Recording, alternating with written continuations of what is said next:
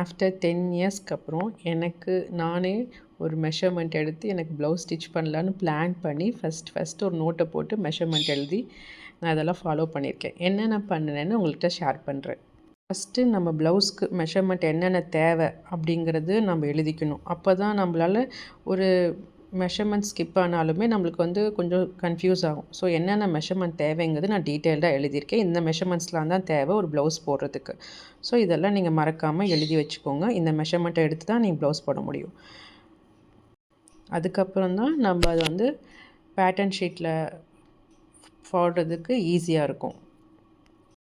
எனக்கு back pattern போட்டிருக்கேன், ப்ளவுஸோட பேக் பேட்டர்னும், அப்புறம் ஸ்லீவ் பேட்டர்ன் போட்டிருக்கேன். இங்கே பார்த்தீங்களா, ஃப்ரண்ட் அண்ட் பேக். அதுக்கு முன்னாடி நான் ஆக்சுவலாக ஃபஸ்ட்டு தியரட்டிக்கலாக எப்படி வரும்னு நான் நோட்டை போட்டு ஃபஸ்ட்டு ஃபார்முலாலாம் எழுதி அது ஸ்டெப் பை ஸ்டெப்பாக தான் நான் ஃபாலோ பண்ணி தான் நான் பேட்டர்னில் இம்ப்ளிமெண்ட் பண்ணேன்.